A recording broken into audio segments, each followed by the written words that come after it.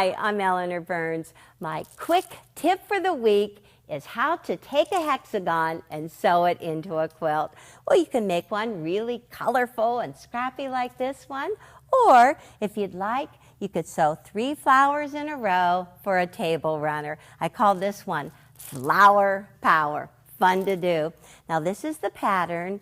It's called Honeycomb, which is a traditional name.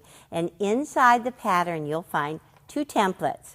You need to have the diamond template and the triangle. You say, now how am I going to make a hexagon out of a diamond? Easy to do.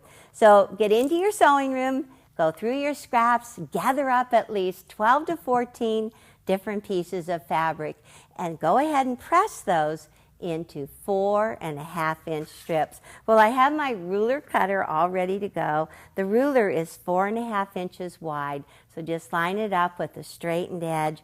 Just put a little power into the cutter, cut away from you. You'll have the most perfect, great straight strips. Once you're done cutting your strips, take them to the iron, fold them in half, and press a good crease in them. All right, I have my strips ready, and I like to use this turnable cutting mat. It just swings around for me. So the fold is down the middle. We're going to get the diamond and just line up the diamond with the raw edges. 1, 2, okay. And cut on one side, cut up, and you can cut more out of this one. Just swing it around and line it up and cut again. Now, comes your fold and your line. You just take the line and put it on your fold. This is the magic.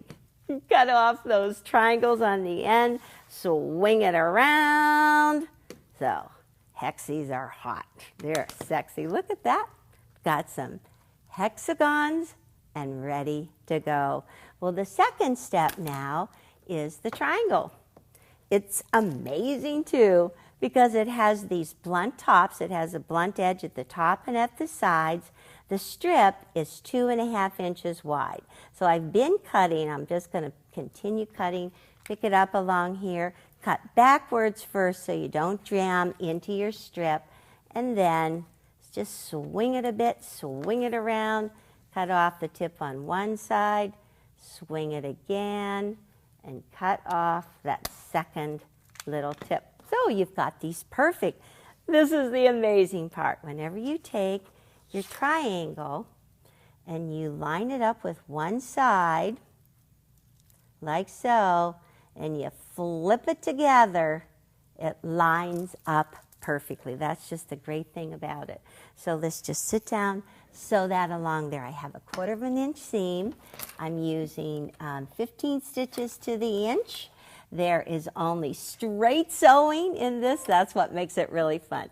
No Y seams, no inset seams, no hand sewing, only straight seams.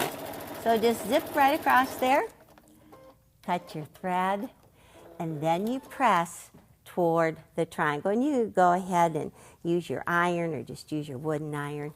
And it fits perfectly. That's the exciting part.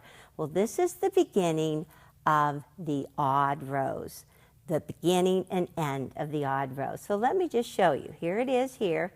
This is an odd row, so we're just going to slide that across like that. Now the whole middle part of the quilt is made with hexagons with 2 triangles sewn on opposite ends. So whenever you place them right there, let's just slide them along. This is how you make your quilts longer, wider. You just keep on adding them.